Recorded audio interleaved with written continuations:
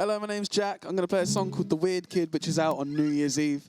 If you do enjoy it, please check out my new single called Boyfriend's House to see why I wasn't allowed to play this on TV. Right. Back up on my wish list, go make your own. Don't try and call me, don't pick up my phone. Ain't trying to be rude, but I got to go. I'm antisocial, so leave me alone. I ain't got no stitches, you can see on show. But I got scars inside my bones. Ain't trying to be rude, but I got to go. I'm antisocial, so leave me alone. Been in for most of my life, so what makes you think you can change my mind? I'm sorry that I missed your call and I wasted your time. Don't really want to follow a crowd, I can't see that shit working out for me. This singing thing right here is kinda turn around. Hey, God, I've seen better days. My head breaks and my voice escapes. Can you feel it? Oh, I feel the rush when I'm up on stage. Boy, go get a job. And I'll say no, no, no. Hey, I back up on my dreams. I decide when I'm finished. Oh, yeah, I lost some real friends to the city, but held my vision. I don't like to gloat, the sound calls me. I'm walking solo and I made a decision. I know what the goal is and they couldn't believe it. Yeah, they couldn't buy it till I'm there and you've seen it. I don't like to gloat, I'm in for one thing. The weirdest kids always say, don't go with the rhythm. Been in for most of my life, so what makes you think you can change my mind? I'm sorry that I missed your call and I wasted your time. Don't really want to follow a crowd, I can't see that shit working out for me. This singing thing right here is kinda turning around.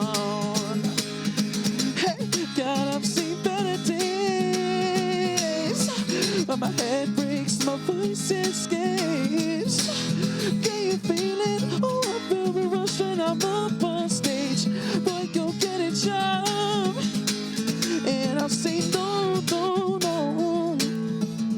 Wait my turn and bite my tongue. You would have thought this was a sing-along.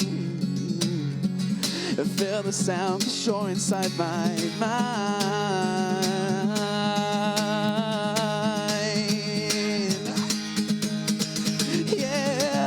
God, I've seen better days. My head breaks and my voice escapes. Can you feel it? Oh, I feel the rush when I'm up on stage. Boy, go get a job. And I'll say no, no, no. Yeah, I'll say no, no. Yeah, I'll say no, no. And I'll say no. Say no, no. Thank you very much. Thank you. Well done, honestly, you were great. What a way to start off the show. Can we have it one more time for Jack Child, everyone? Amazing. Thank you so much, Jack. Thanks for coming in. Thank you. Well, since it is the last show, we had no choice but to go out with a bang. Definitely. Go big or go home, I say. Yes, of course. Today we have a show filled with gripping stories at the heart of Portsmouth. Let's get right into it. You know what to do. I'm Ollie. And I'm Addie. And this is Portsmouth.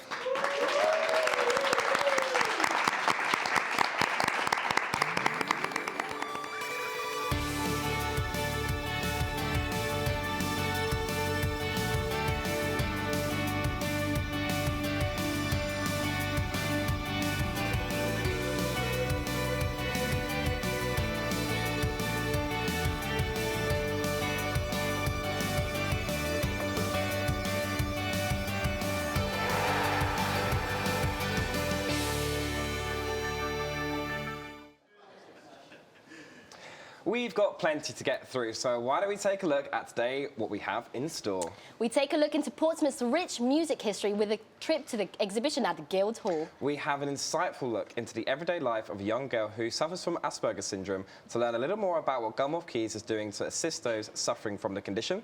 We take a deep dive into Triton Scuba to learn a little more about their passion for underwater filming. And finally, we see just a small snippet of the amazing work the University of Portsmouth Dental Academy is doing for the community by providing free dental care for the homeless people across the city. To start off the last episode of this season, let's take a look at the Portsmouth Music Experience exhibition that is currently taking place at the Guildhall. Yes, the exhibition is made up of video elements and audio content of Portsmouth's most famous bands, along with all the fantastic photographers and memorabilia that you would expect. So let's find out a little bit more about their exhibition.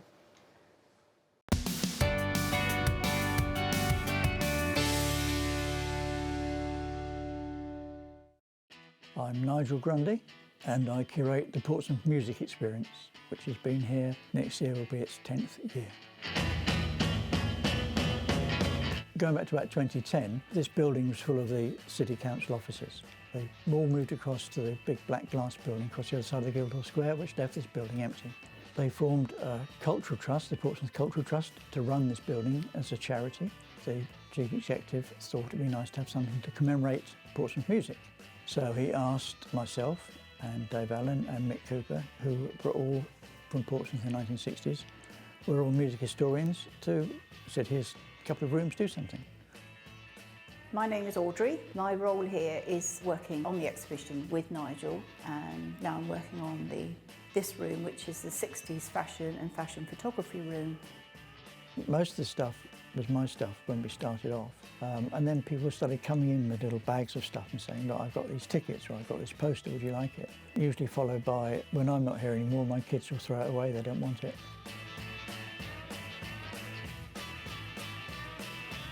We have an exhibition about the Beatles playing at Portsmouth Guildhall. When they first played here in March 1963, you can see there at the bottom of the bill. But by the end of that tour, that concert tour, they're actually at the top of the bill.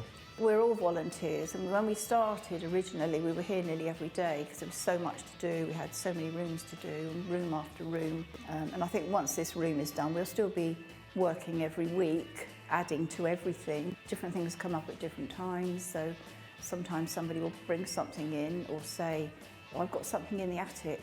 You get a lot of people of my age and slightly older coming around, and it's a great memory resource for them, especially in these days of dementia. When people suddenly see something, it brings something back to them they haven't thought about. But also, younger people walk in and they can't believe it. They think it's amazing.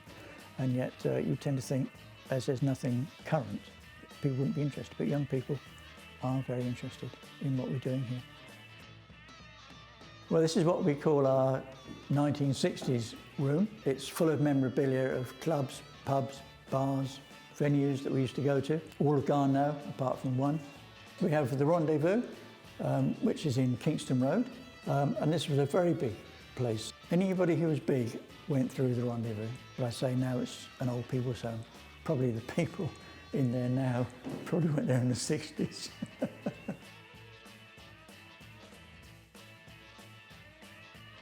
I suppose it's almost a collection of what's in my head, not really having left the 60s.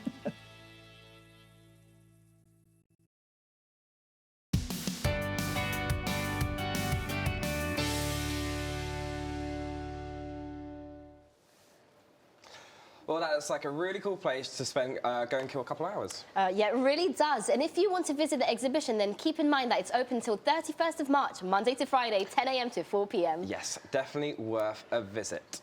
Now, before we move on, I think it's time to tell our audience about the challenge we have set up for this week's show, don't you think? Yeah, I think you're probably right, Addy. So, just across the studio here, we have Ellie, Stephen and Charlotte, and the keen-eyed of you may recognise some faces here as we've brought back some of our favourite people from the previous episodes to take part. We've seen a lot of great art-based content this season, ranging from the Platform Graduate Award to Ian Parmitter's inspirational Falling Out of a Hole exhibition, and much, much more. We want to see if you can live up to their artistic talent. talent. Now, you lot over there, you've got to listen up, as you've got a laptop in front of you, and your challenge is to use the rest of the time left during the show to draw the best portrait you possibly can. And the catch is, you have to do it on paint using no mouse. Ooh, sounds so It's a tricky, tricky one. but who is the portrait going to be of?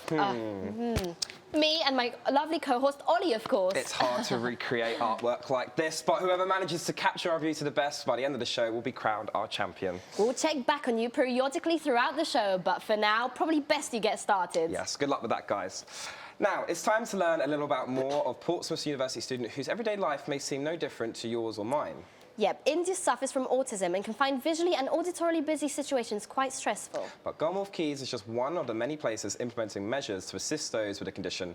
Let's take a look at some of the things they're doing to improve the lives of people in our community.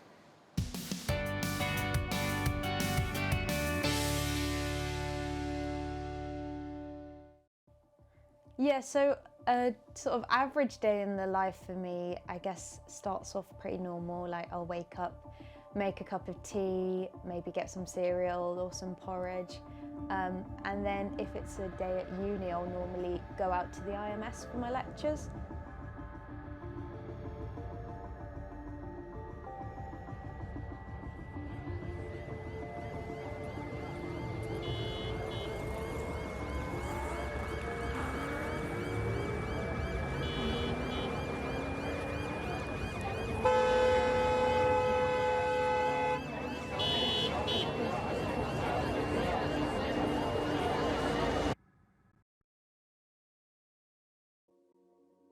I was diagnosed with Asperger's syndrome when I was about 6 years old. At the time, there wasn't loads of research into the condition, and obviously we know now that autism and autistic spectrum conditions fall onto a really large spectrum. So for me personally, I've always suffered from social anxiety, struggle to cope well in really big groups or meeting new people, and also sensory sort of perception and things like that. I'm quite hypersensitive to really bright lights or loud noises. I really love being by the sea, and Eastney and the IMS is like a really lovely sort of place of untouched natural beauty, and they've got some really lovely areas there, and I like to just sit and listen to the waves and watch the wildlife there, which is really nice.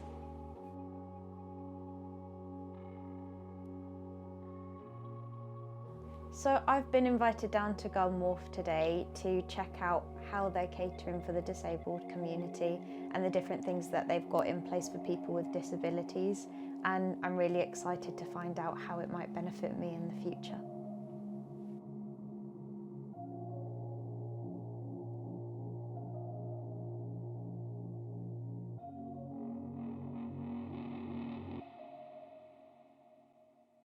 So we started implementing adaptations around 2017 with a more continued focus on autism around 2018, and we've been looking to grow them ever since. Adaptations that we've implemented here at Gunwharf Quays, we've introduced the Hidden Disability Lanyard, which is a national scheme really recognised across the centre, that certain shoppers might need some extra help while they're here with us.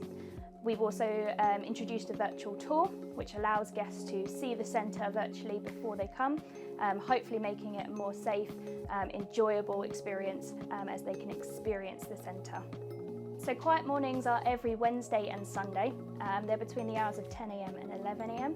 And the brands, where possible, will dim their lights, turn off their music, just to make it less of a sensory experience for our guests. There also tend to be our quieter times with people on the centre, so it's not so crowded and not so loud around the centre as well.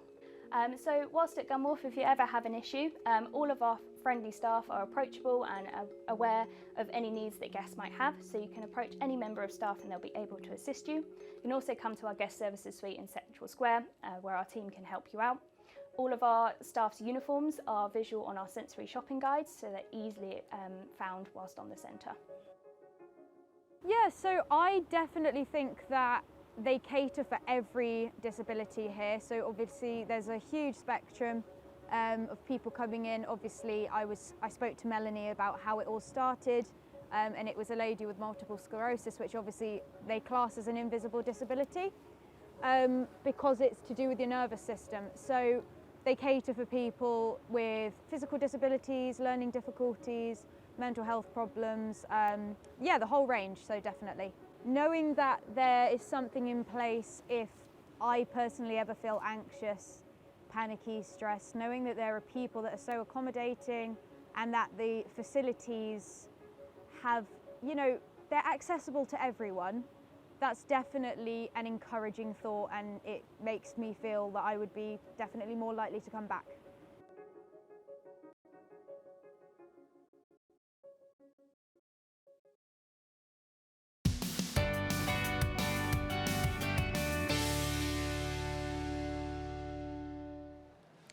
Great to see that businesses are trying to do more to be more inclusive for all people. Yes, definitely, absolutely agree. And hopefully in the future, more and more businesses will follow suit to try to help those with learning disabilities live in a more comfortable everyday life.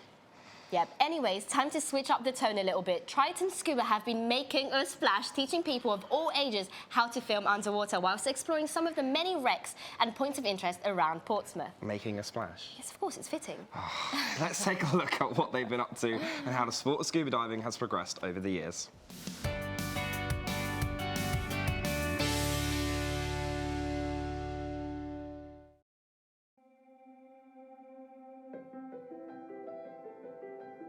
When you go into the water, you're in your own world. It's the closest thing you're going to get to flying or being out of space without leaving the planet. You are completely weightless when you're underwater. You have your own inner monologue, so you're listening to yourself, you're listening to every thought that's going through your head.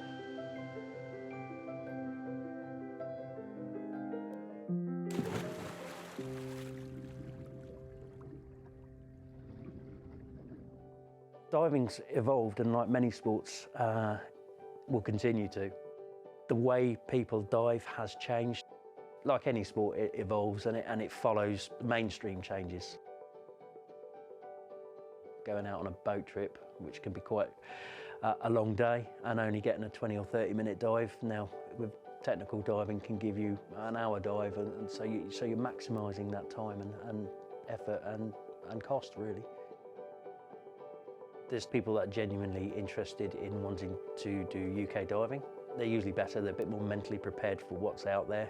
It is cooler diving, it is lower visibility. It can be a lot more challenging, and it can be very disappointing at times because you have to cancel dives because of the weather conditions and so forth. So, but on the flip side of that, it can be very, very rewarding. You can get out there, you can have some amazing dives. I've dived the same site a couple of times. There's a particular wreck in the Solent, which is called the Ammo wreck. It's an old landing craft. And yeah, the first time I dived it, I had about 1 metre of visibility. We lost our buddies, we became separated. You had virtually no visibility on it. I think we managed to clock up about 10 or 15 minutes on it. A couple of weeks later, completely different dive. You had 10 metres of visibility, you could see the whole thing. Yeah, it was amazing, and it's just that bit of perseverance. I don't see it dying off, people's fascination with the underwater world, particularly as it's still one of the most unexplored parts of the planet. The future of diving is hopefully going to continue for all the people that work in the UK dive industry. We haven't got the blue seas on our doorstep, but we have got some amazing waters on our doorstep, and it's just trying to get that message across. And maybe one that we should be pushing a little bit harder outside of the dive community to wake people up to it. It's an altogether out of this world experience, so if you only get one chance at it, give it a go.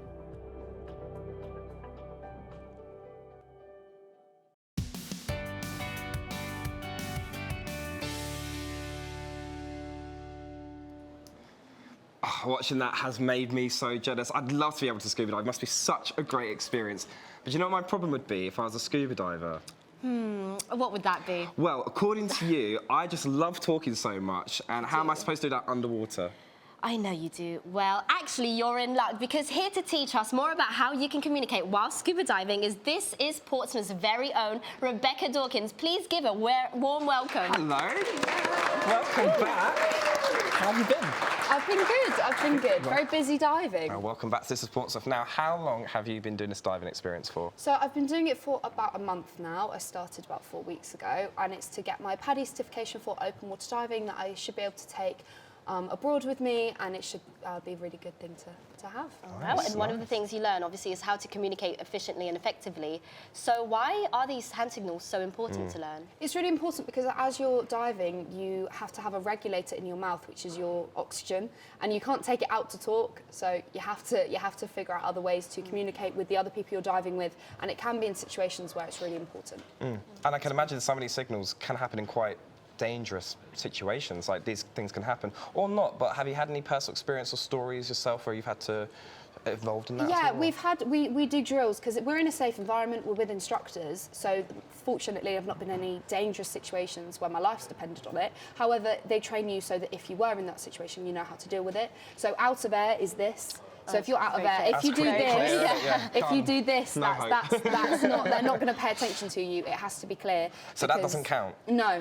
Clearly, it's not clear. If I did this, I wouldn't get the alternative air source off of my buddy. I'd have to do this. I'm seeing that you're okay. Is this as well? Okay. Okay. Don't do this because that means something else. That means ascending. You're going up.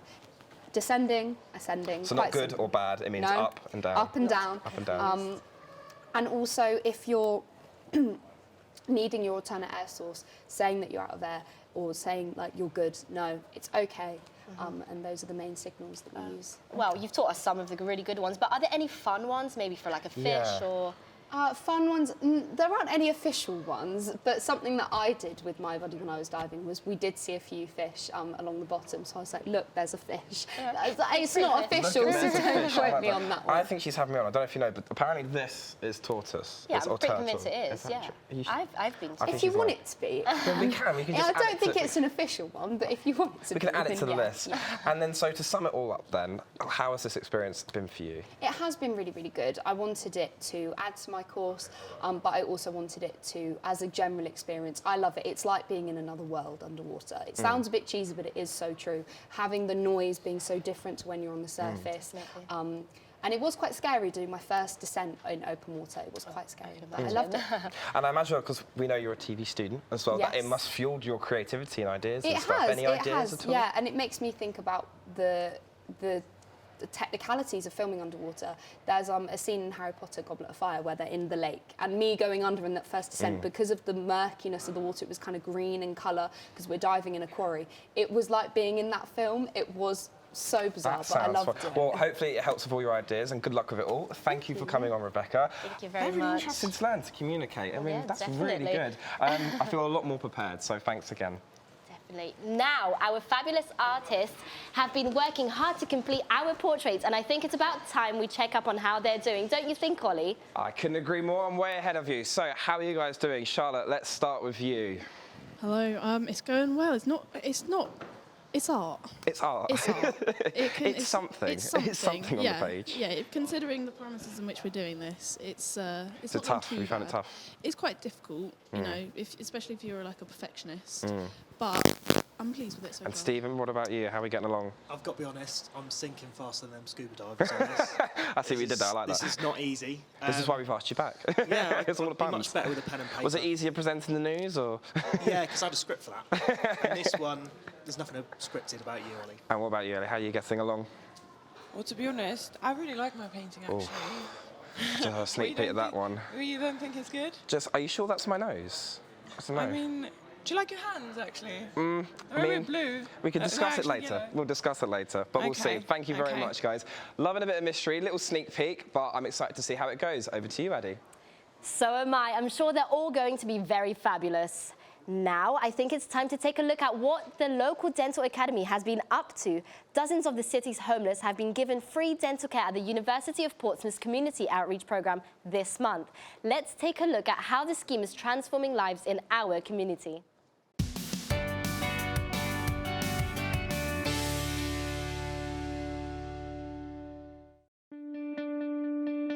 I came up with the idea after I had a discussion with one of my colleagues, Gemma. We were talking about the lack of sort of access to dentistry, the services that we do provide. We won a bid for some funding in 2019, and we decided to sort of set up the dental walk-in clinics. The individuals involved were all volunteers as far as those who were on the clinical side. So we had volunteer students, we had volunteer members of staff, and the patients were homeless individuals from the city of Portsmouth. And it gives us a unique opportunity for our students and for the homeless community to collaborate and work together. We have a service user and a service need, and we've got students who can provide that. So it provides a need for the population, the homeless population, and also an educational element for our students. To give you an idea of how well it's gone down, my colleague Jan has recently won an award, a Vice-Chancellor's Excellence Award, in recognition of her efforts in relation to this activity. There are so many people that put so much into this to get it up and running, and it's really lovely to have that recognition, and hopefully it means that we can take this project further. We worked in collaboration a lot with local homeless settings, like the day services, local, also the local council, and it was a lot of networking and collaboration to get it to the point that it did. A lot of the clients were quite nervous. They hadn't been to dentists for a long time, really worried about what this was going to look like. But it was really important to do it because the clients it needed to build on their self-esteem. The dentist people were so helpful. A lot of our clients live quite chaotic lives and not maybe stick to the appointments that they should do. And actually they were really patient with that, and it was really, really good, and I want it to happen again. We now got another huge list of people waiting to see a dentist, and it's so difficult to get a dentist anyway. So yeah, just want it to get back up and running again, really. It's very upsetting, and I think every time you see that sort of patient with high treatment needs, you always question, how did you get here? And I think it's really sad that there are members of our community who are in these sort of situations, who are having these difficulties, and it's not surprising that their health tends to suffer. And it was upsetting to see the students upset. I think that made me upset even more so, because the students, some did cry, and some did say how they felt just very emotionally drained, because it's hard to hear somebody else's hardship. Clearly there's a need within the city of Portsmouth, within this area, as underserved area of our community, but there's also a massive advantage for our students being exposed to this sort of activity, because it stands them in really good stead for their future professional development. We're really, really proud of this, and it has made such a fantastic impact on the local community, on our students, and actually on our staff as well. It was just great to be part of that. People do forget the impact of toothache on your physical health, on your mental health, on the function. You can't eat properly, you can't sleep at night, that sort of thing. So for the patients that have come in, they've been able to sort of start their dental journey. They're out of pain, they've had some treatment, and they're getting more confidence with their mouths as well. Everything is fundamentally related around education, and if you don't have access to that education, that's where we do need to start off with. Rather than just providing curative care, doesn't solve the problem. You're always going to get people coming back having more disease. Well, we're very keen to continue this good work, and we are planning to set up regular clinics within the Dental Academy, specifically for underserved members of the community. That's something we're keen to do, and we're making those arrangements and plans at the moment.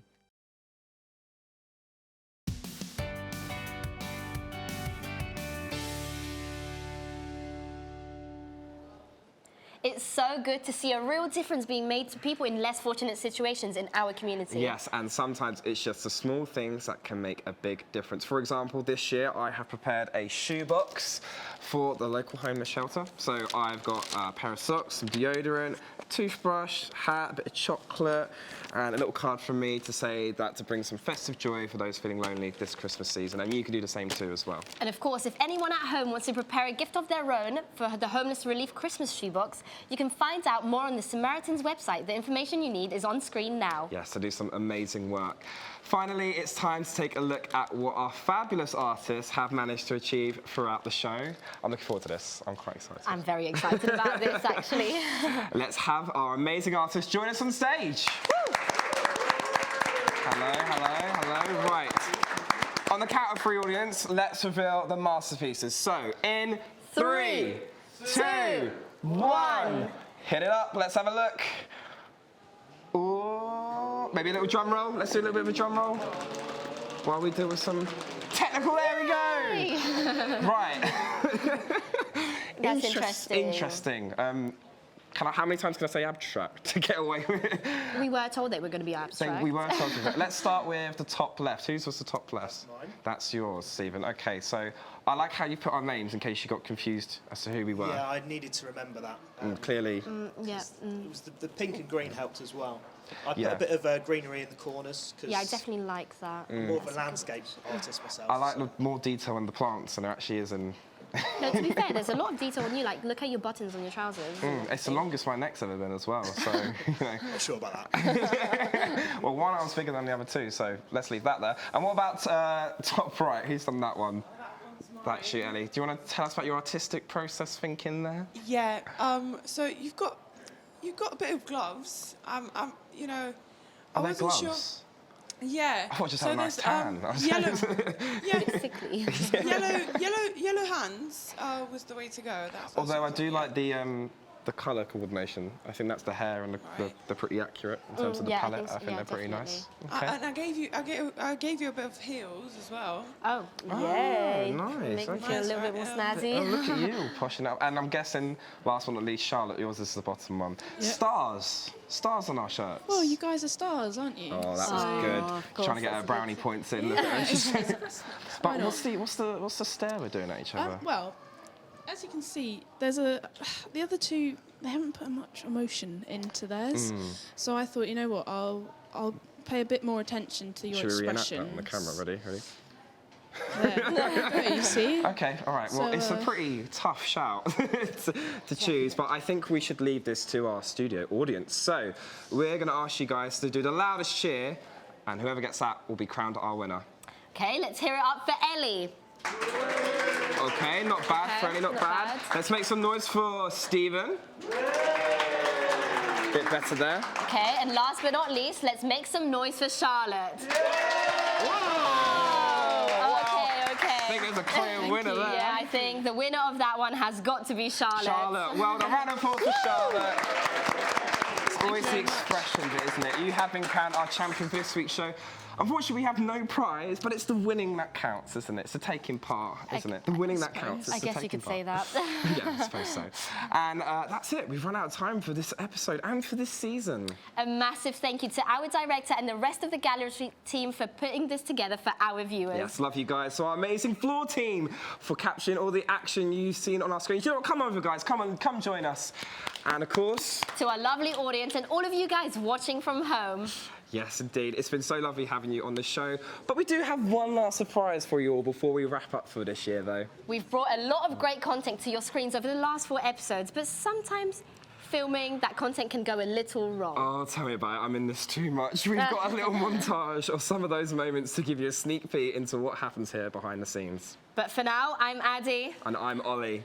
And for the last time, this is Portsmouth!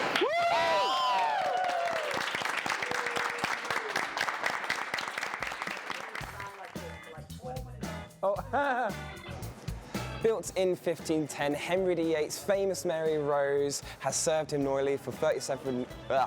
defending the French fleets. God, I can't keep slipping up. Tell you what, I'll put my bag down as well then, because it's a bit more professional. Hola, ¿cómo está?